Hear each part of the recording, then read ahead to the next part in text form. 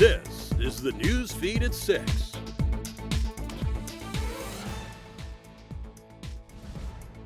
Thank you so much for joining us in the newsfeed at 6. I'm Isabel Price. And I'm Victor Aldana. Breaking news off the top tonight. A massive deadly earthquake rocked across Taiwan's east coast early this morning, flattening buildings, trapping residents, and triggering mountain landslides. Emergency officials there say at least 9 people have been killed and 934 injured. The island sits on what's known geologically as the Pacific Ring of Fire. It makes it prone to earthquakes, but as Laura Aguirre shows us, Wednesday's quake is the strongest to hit the island in a quarter century, with the threat of more aftershocks still possible. The early morning commute in Hualien County, Taiwan, shaken to a halt as a massive 7.4 magnitude earthquake rocked the island's eastern coast. This television studio and many buildings in the epicenter, a county of over 300,000 people, were left damaged or destroyed. Collapsing structures trapped people inside. Some were pulled to safety quickly, while frantic search and rescue efforts got underway to find others still known to be in the rubble or who were unaccounted for. Taiwan's National Fire Agency says some of the trapped are foreign nationals, as this mountainous region is popular with tourists, especially hikers. Several dozen people, they add, are believed trapped in collapsed or blocked highway tunnels, with the threat of continued landslides looming. The U.S. Geological Survey recorded about 30 aftershocks greater than 4.0 magnitude in the hours after the initial quake and warns more could happen in the days ahead. As of early Wednesday, all but one hospital across Taipei City, the island's capital just over 90 miles away, were operating normally, despite suffering varying degrees of structural damage, say local officials. The number of injured estimated at over 900 people and could climb, as may the death toll. President Joe Biden is monitoring the rescue and recovery efforts, confirmed a National Security Council rep, and the U.S. is standing by to offer assistance. I'm Laura Aguirre reporting. A U.S. Circuit Court of Appeals heard oral arguments today to consider whether Texas immigration law SB 4 is constitutional. The law lets state officials arrest and detain people they suspect of entering the country illegally. The 5th U.S. Circuit Court of Appeals in New Orleans blocked it to consider its constitutionality. Now, while arguments have been heard, a final decision might not come immediately following. Legal experts believe the Texas case could eventually give the U.S. Supreme Court an opportunity to take another look at the federal government's long-held control over immigration policy. Once the appeals court offers their decision, the highest court can then take it into consideration before offering their final word. Have you been enjoying the weather, Izzy? I have. Lauren, how's the weather looking out there currently? Right now, we're at a very comfortable 71 degrees, clear skies, that 10 to 20 mile per hour winds, not bringing any precipitation yet, although we are dropping to 48 later this evening. Across the Metroplex, you'll see low 70s, high 60s, 71 in Fort Worth, 70 in Dallas, up north 66 McKinney. That solar eclipse is coming the beginning of next week. That path of totality, we're going to see that about 1:40 to 1:44 p.m. here in the Dallas-Fort Worth area before it continues to move on. We'll look at that eclipse planner, those warmer tips and precipitation coming the beginning of next week, followed by that 7-day forecast coming up. Thank you, Lauren. The total solar eclipse is just 5 days away. Local officials are preparing for a mass amount of visitors. Experts are expecting tens of thousands more people on the road than we are used to. So if you haven't made a plan for where you will be viewing the eclipse, now is the time. The Texas Department of Transportation advised you to avoid peak eclipse travel times. But if you do end up behind the wheel, here is what TxDOT is encouraging folks to do. First, keep your eyes on the road. Do not look directly at the eclipse, as the sun will damage your eyes. Don't put on your eclipse glasses behind the wheel either. The glasses will make everything around you dark and you won't be able to see the road. As always, keep your phones down. Don't take videos of the eclipse while you're driving, and don't pull over on ramps or shoulders to take pictures. Now, totality will be visible in Dallas and Fort Worth around 1:40 p.m., so please plan accordingly. And don't count your college out of this historical event either. All 5 TCC campuses will have viewing events and will provide glasses to students on a first-come, first-served basis. Something to note, each campus will experience different lengths of time for totality. For example, South and Southeast campuses predict totality will last roughly 3 minutes, while at Northwest, the campus only lasting for a little over a minute and a half. At Northeast campus, you can expect about 2 minutes and 39 seconds of totality. A new testimony was heard today in the federal trial of a doctor accused of poisoning IV bags. Dr. Ronaldo Ortiz worked at Baylor Scott and White Surgical Care in North Dallas. At the time, 2 years ago, one person, a fellow doctor, died and 11 patients suffered severe cardiac complications. Now, during Monday's opening statements, prosecutors showed surveillance video of Ortiz seemingly looking into a bag warmer and putting a bag in it. Tuesday, federal prosecutors called their first witness to the stand. One included a Plano woman who was told the jury she thought she was going to die when her blood pressure spiked after a procedure. Defense attorneys say Ortiz is innocent and the case is mostly circumstantial. The mayor of Uvalde, Cody Smith, has resigned from the job, citing health issues as a cause of the decision. He says Everardo Zamora will serve as mayor pro tem until after November elections. Smith's been in charge since just after the Robb Elementary School shooting 2 years ago. A gunman killed 19 students and 2 teachers in the attack. Families who lost loved ones in the 2022 shooting at Robb Elementary School are fed up. They want the Uvalde City Council to reject a city commission report that essentially clears the officers who responded to the shooting of wrongdoing. But the families face more obstacles after the sudden resignation of Mayor Cody Smith. Hannah Tide reports.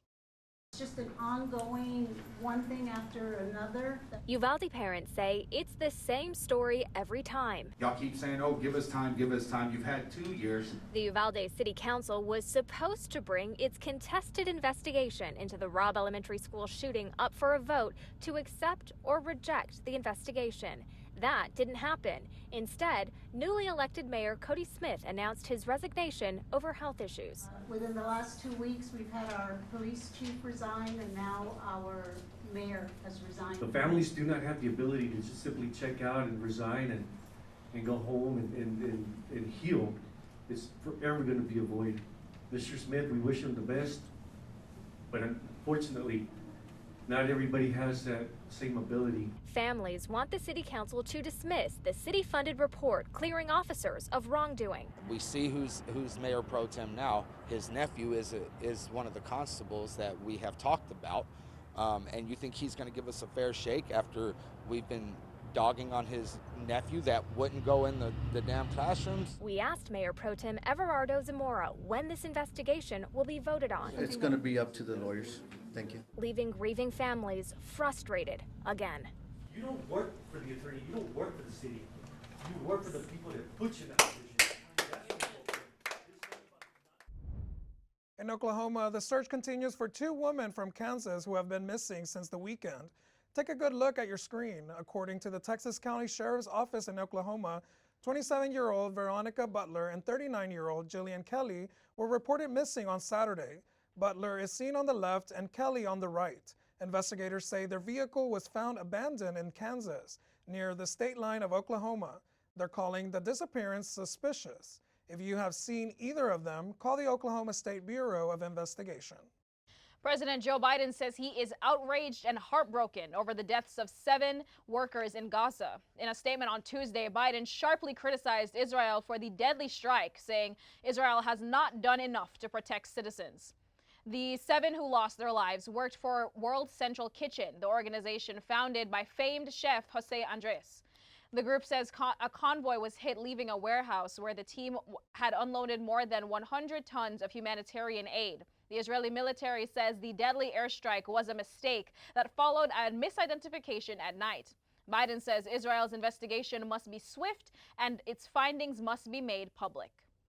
Due to an update in Plano where a car crashed through a glass wall. This was a scene at a workout at Anytime gym, showing it didn't deter some extremely dedicated people from working out. No one was injured in this crash on East Park Boulevard, and we've learned the car didn't cause any structural damage. Tonight, Plano police are investigating what caused the driver to go in the wrong direction, and this is actually the second time in days that a vehicle came crashing through a gym. An even more violent crash happened Friday at Sweat Dallas on Lover's Lane. 2 people were sitting directly in the car's path. Paramedics took one to the hospital and the other was treated on the scene. Coming up, dairy products might experience shortages following a pair of Texas farms running into a similar flu. How this will affect your produce, coming up next.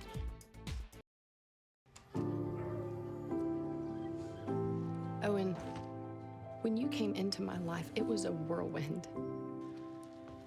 I just can't do it. We didn't know what the future would hold, but we knew you would always be a part of it. Adopting you was the best decision in our life. And I'm so proud to call you my son.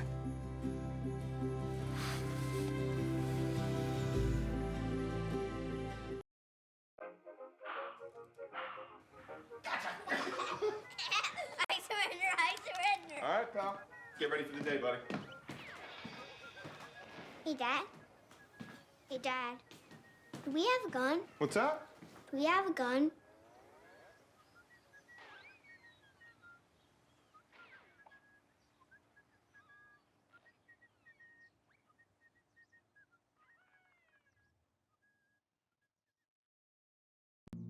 Jason, let's go see your room.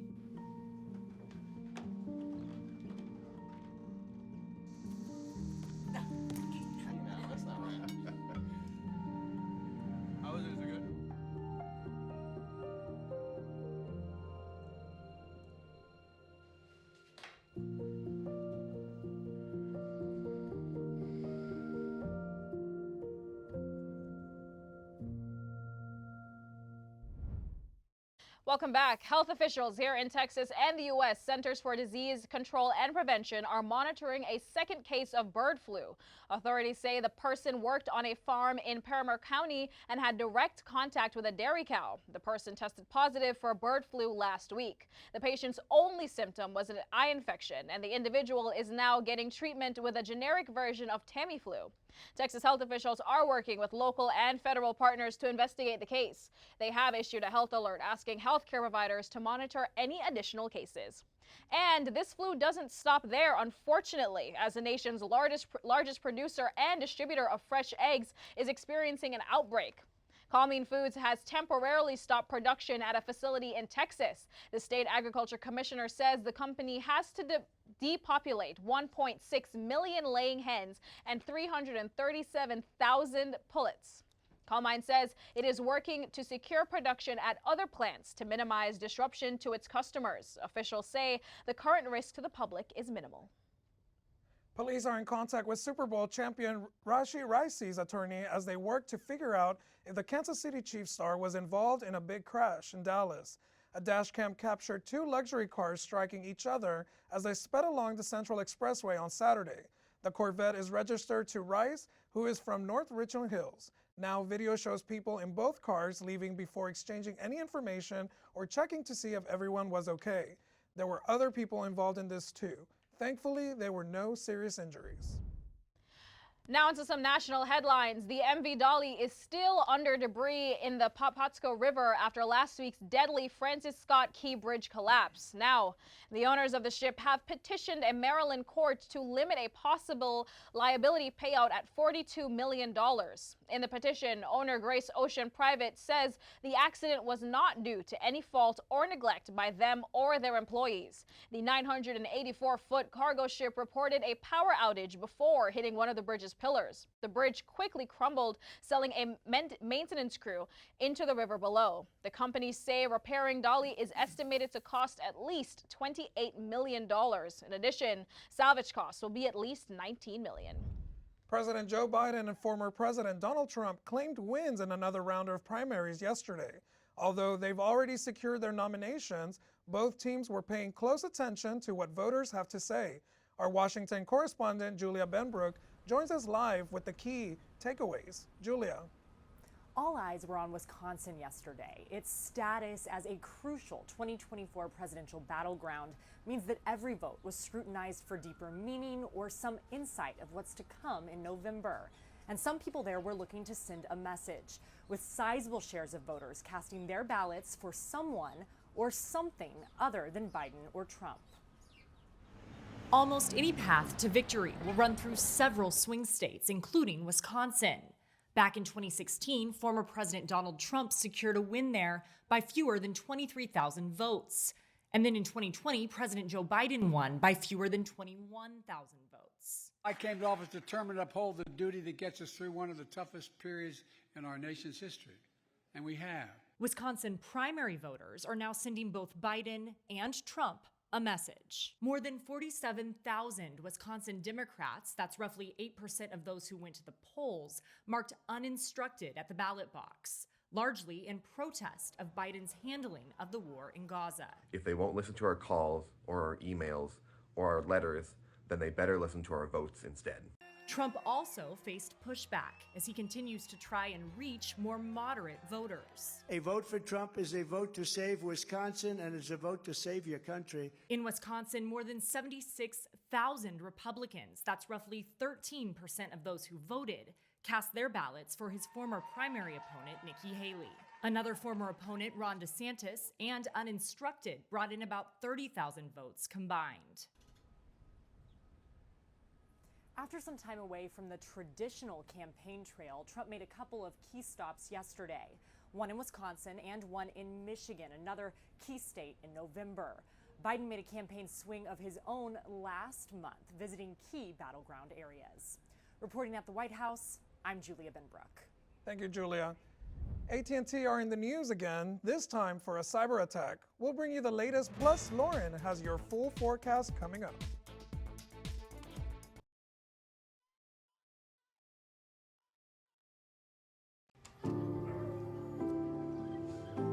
Owen, when you came into my life, it was a whirlwind. I just can't do it. We didn't know what the future would hold, but we knew you would always be a part of it. Adopting you was the best decision in our life. And I am so proud to call you my son.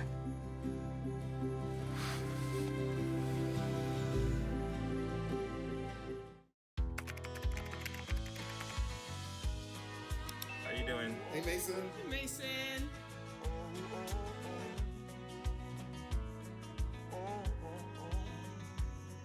Thank you. A place to make my own, a place that I call home, this place that I call home. A Texas woman has filed a lawsuit after she was charged with murder after having a self-induced abortion. Lizelle Gonzalez is suing prosecutors and Starr County for more than $1 million. She was arrested and charged with murder in Starr County in 2022 after using abortion medication to self-induce an abortion 19 weeks into her pregnancy. According to the lawsuit, the 26-year-old spent 2 nights in jail as her name, mugshot, and private medical information was made national news. The charges were dismissed days later. The arrest took place months before Roe v. Wade was overturned by the U.S. Supreme Court and at a time when abortions after 6 weeks were illegal in Texas. However, pregnant people cannot be criminally prosecuted for their own abortions under state law. Gonzalez is claiming in her lawsuit that prosecutors knowingly misinterpreted facts and disregarded her rights. AT&T is reporting a massive data breach that affects some 73 million accounts. Saturday, the company said the data included personal information of current and former customers, including social security numbers. AT&T says all that data was shared on the dark web about 2 weeks ago. The leak does not appear to contain financial information or specifics about call history. According to the company, AT&T is now reaching out to customers and asking them to reset their account passcodes. It is also urging customers to remain alert about changes to their accounts or credit reports. It's cool right now, but how is Monday's eclipse weather looking, Lauren? Right now, we're at a very comfortable 71 degrees, clear skies, 10 to 20 mile per hour winds. Nothing to be too concerned about. However, that is going to be dropping that temperature. We'll see a low of 48 later this evening. Across the Metroplex, you'll see 71 in Fort Worth, 70 in Dallas, up north 66 in McKinney. Later into the evening, those temperatures may drop. 66 at 8 p.m., 63 at 9, 61 at 10. Those clouds will lay up throughout the rest of the night. Path of totality, Dallas-Fort Worth will see that eclipse about 1:40 to 1:44 p.m. Make sure you have those sunglasses on you during that time.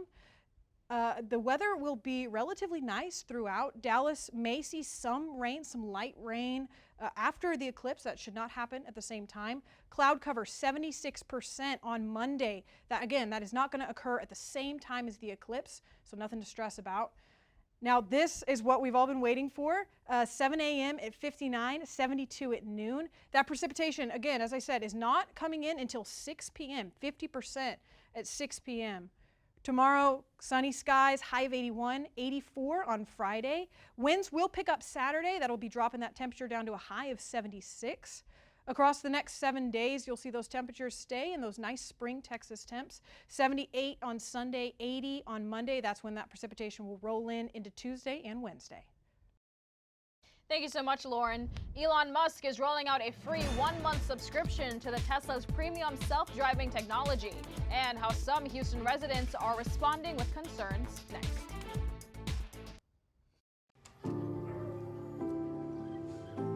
Owen, when you came into my life, it was a whirlwind. I just can't do it. We didn't know what the future would hold, but we knew you would always be a part of it. Adopting you was the best decision in our life. And I am so proud to call you my son.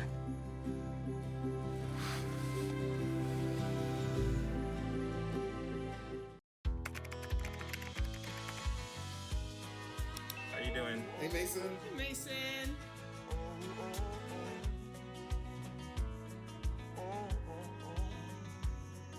Thank you.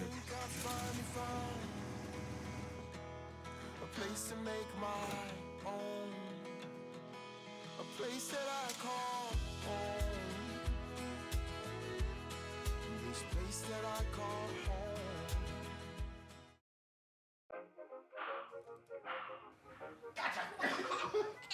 I surrender. All right, pal. Get ready for the day, buddy. Hey, Dad.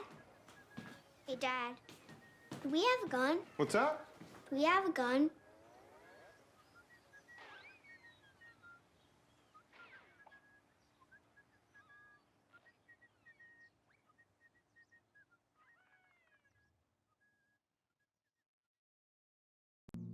Jason, let's go see your room.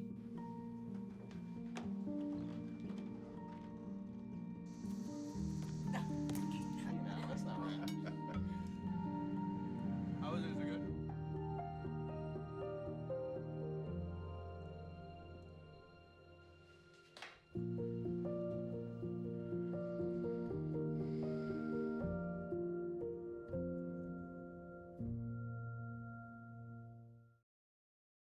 Welcome back. Thank you for tuning in. Last week, Tesla CEO Elon Musk rolled out a free 1-month subscription to the electric vehicle's premium self-driving technology. However, the offer comes months after millions of cars were recalled for the same feature.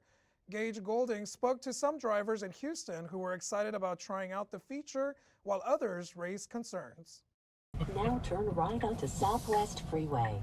It's no secret that Tesla's self-driving technology is still ahead of its time. It's one of those things that sounds like it comes from a movie. When full self-driving cars hit the highways, it was all the rage. And today, it's still only a small percentage of vehicles. But for the next 30 days, that's changing. Elon Musk announcing this week that all Teslas capable of full self-driving will have a free month trial. A free look at the feature that can cost you upwards of $12,000. Nah, we know that till you said somebody. The giveaway coming at an interesting time. Just 3 months ago in December, more than 2 million Teslas were recalled, all for the same feature Musk is giving out for free.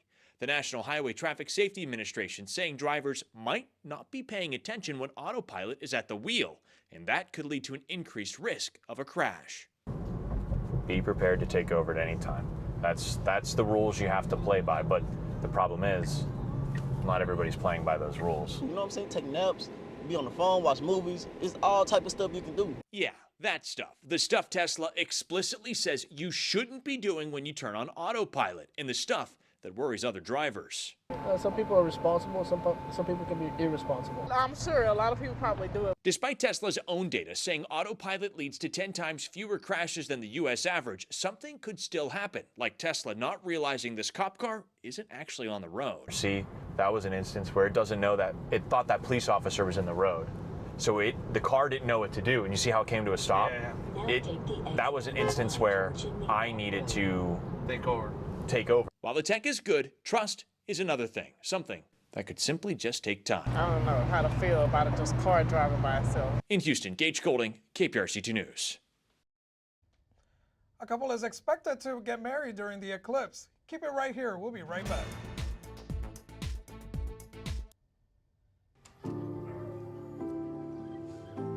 Owen, when you came into my life, it was a whirlwind. I just can't do it. We didn't know what the future would hold, but we knew you would always be a part of it. Adopting you was the best decision in our life. And I am so proud to call you my son.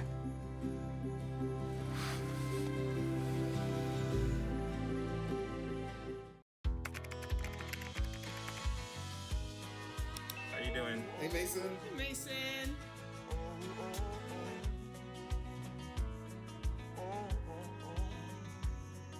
Thank you. A place to make my own. A place that I call home. This place that I call home.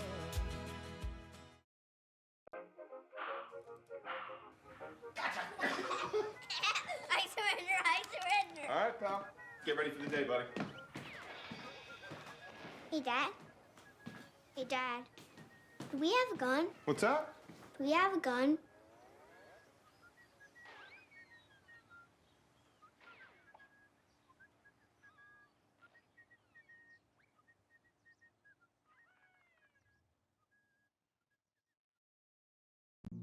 Jason, let's go see your room.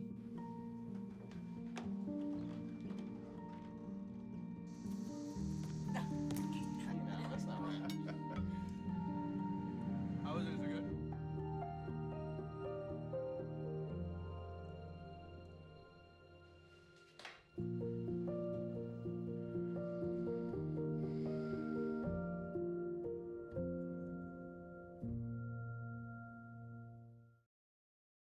Weddings like the upcoming total solar eclipse are usually a once-in-a-lifetime experience. Logan Hoffman spoke with one couple from northeastern Maine who are now days away from combining the two. You're getting married during the eclipse. Chris Selmick says he was on a cross-country road trip when he realized he belonged in Maine with Stephanie Sennett. I proposed to Stephanie on the front porch before I even got into the house. It was the first thing I did when I got here. I didn't know he was going to do it right then, like right out of the car. It was cute. Stephanie had a stellar idea. I just thought, oh, that would be such a cool day to get married. I said, absolutely, we can. We can do whatever you want. And then I said, are you serious, though? But then he thought about the once-in-a-lifetime experience and was hooked. It just felt like the biggest party in the world. How could you celebrate your wedding in a bigger way than that? So they got right to planning. She will walk down the aisle when we hit full darkness. This wedding dress code requires eclipse glasses. Each guest received a pair with their invite. Wow, it's dark. It's safe to say the couple's embracing the theme. Our colors are navy blue and gold. With thousands expected to visit Maine for the eclipse, getting timing just right is key. I keep thinking, like, what if there's so much traffic I can't get there in the time that we want to start the ceremony? I'm probably gonna feel my heart pounding. But they both agree that the most important part of the day is starting their lives together. I came up here not knowing what I would find, and I found the sweetest girl in the world. A teenager in Iowa has turned his passion for computer repair into compassion for refugees. A 16-year-old Kather Kalyana Rahman refurbishes old computers donated by businesses and individuals and gives them away to refugees from all over the world. He does it all through a nonprofit he set up called Tech Gift. So far, Kalmaram has given more than 370 computers away. One of them went to a Ukrainian refugee in Iowa who used it to get her nursing assistant certification. Thank you so much for joining us on the Newsfeed at 6. Have a great week and great news. We'll see you Friday at noon. Have a good one.